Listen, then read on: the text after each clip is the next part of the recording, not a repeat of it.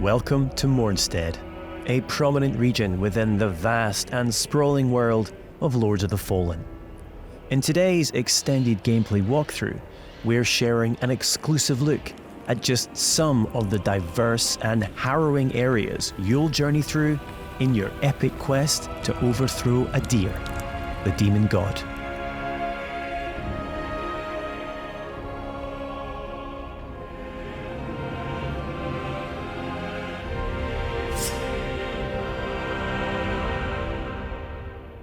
This is Skyrest Bridge. It is guarded by Pieta, she of the Blessed Renewal, one of the game's early boss encounters. We must triumph against her in order to proceed with our holy charge, to restore radiance to the 6 beacons of the Sentinels, and thwart Adir's uprising. O holy Aureus, by your radiance grant me the strength to continue to endure these dark days, to lay bare the path to salvation.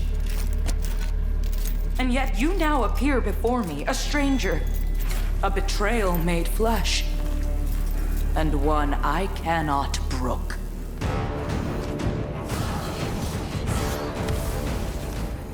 Melee, magic, and ranged abilities are seamlessly interwoven.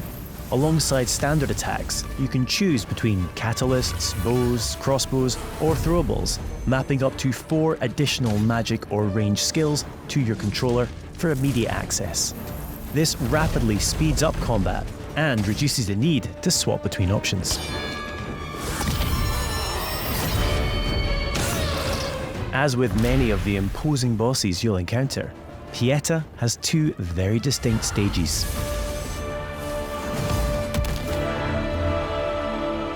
Death is not necessarily the end in Lords of the Fallen. When slain in Axiom, the realm of the living, you'll resurrect in Umbral, the realm of the dead. We now have one final chance to survive.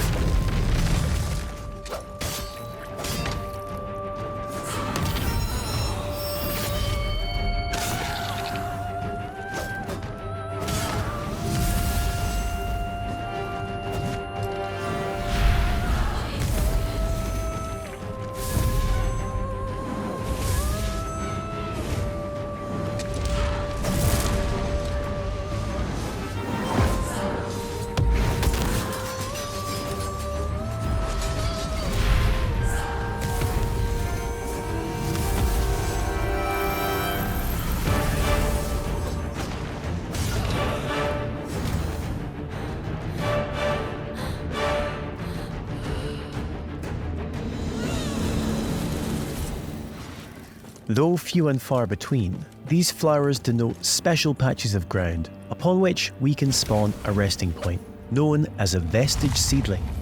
These come at a significant resource cost, however, and we can only spawn 1 at a time. The realms of Axiom and Umbral exist in parallel. Each world features its own unique pathways, enemies, characters, and, of course, treasures. We can now use this crafted vestige to return to Axiom.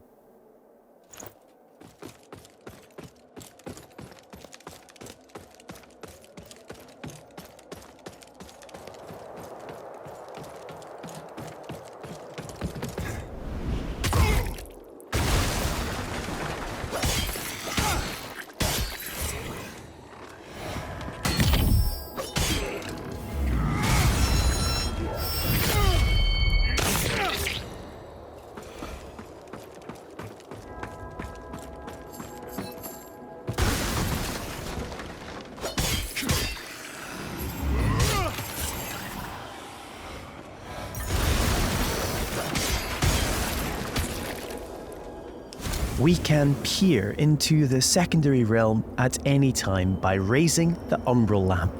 Though be advised, this also renders you vulnerable to its inhabitants.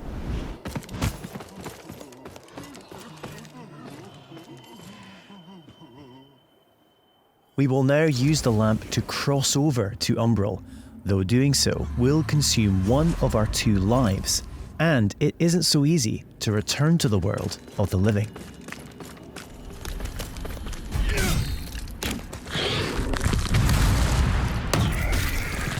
Many enemies require a different approach to combat. This mendacious visage, for example, is only vulnerable when attacked from the back or when it reveals its true form.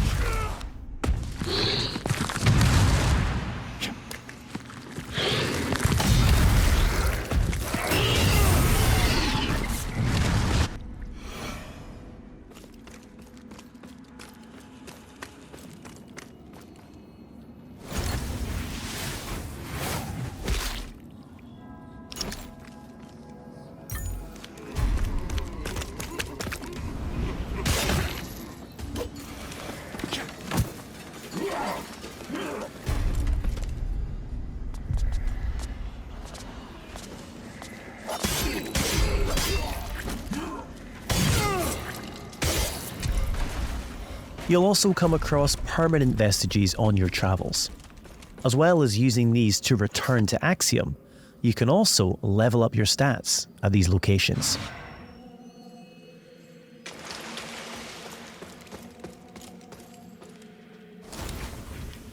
Three schools of sorcery can be mastered: Rogar, Radiant, and Umbral, each specializing in a different area of the arcane and requiring a different catalyst to cast. Our current build is adept in Rogar, characterized by devastating pyromantic attacks.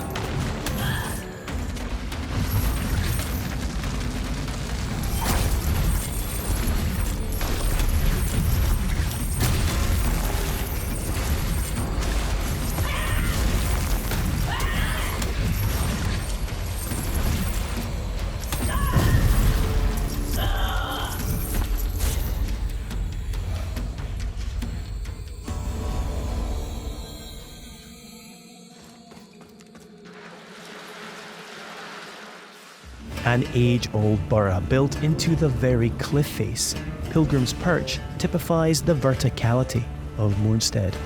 There are myriad pathways stretching both above and below, with hidden areas, treasures, and NPCs all awaiting discovery.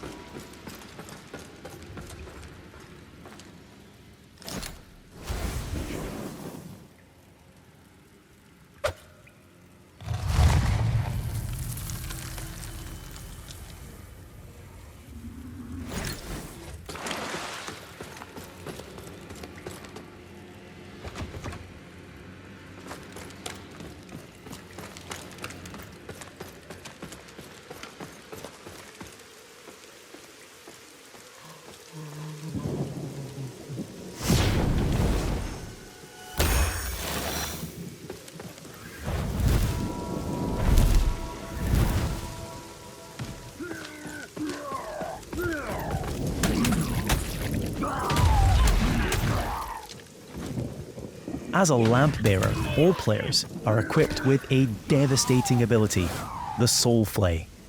By using one of a limited number of soul charges, we are able to extract the very soul of an enemy, ready to inflict significant damage.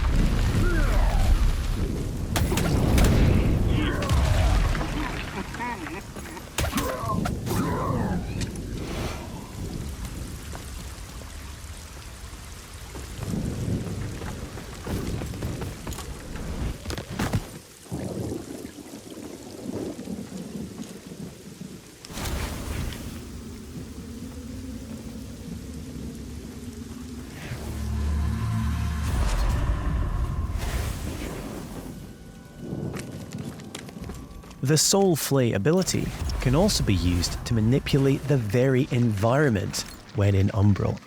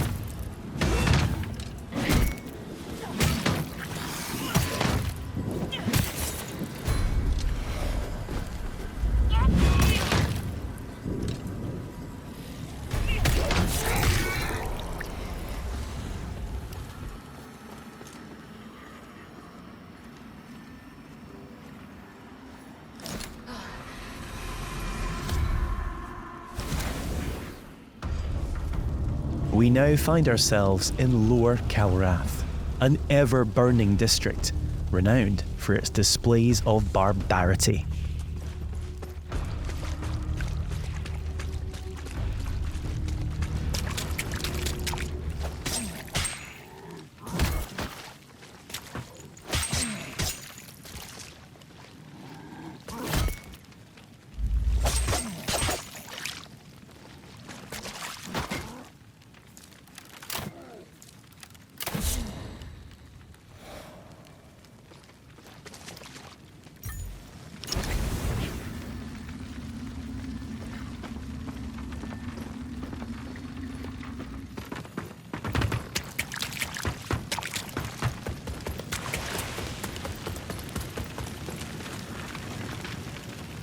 We're now going to invite a second player to join us on our journey.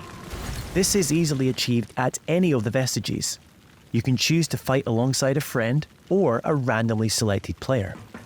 Either way, your co-op companion will remain at your side for as long as you or they choose. As a Radiant Sorcerer, our ally is able to buff either character with various enhancements.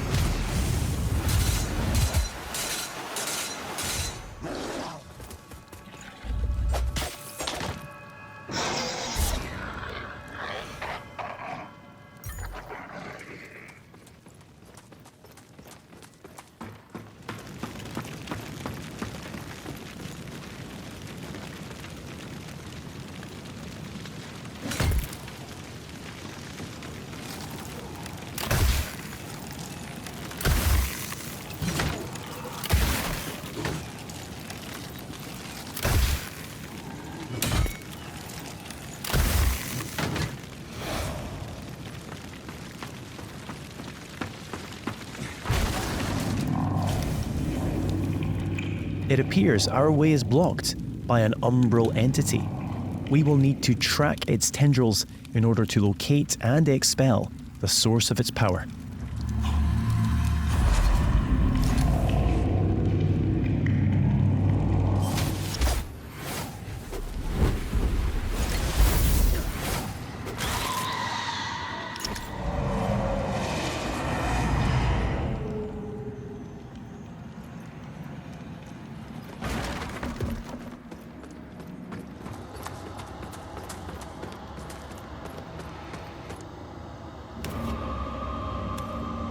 finally, it's time to face off against the colossal spurned progeny, Scourge of Calrath.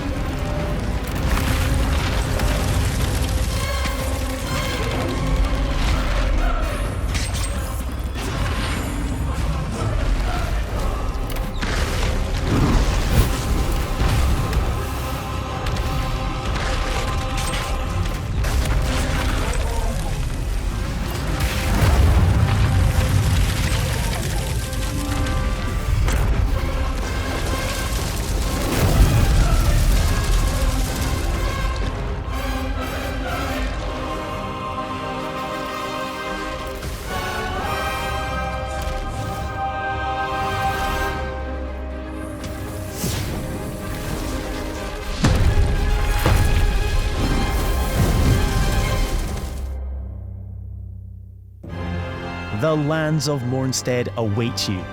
Pre-order Lords of the Fallen now and prepare to unleash the darkness on Friday the 13th of October.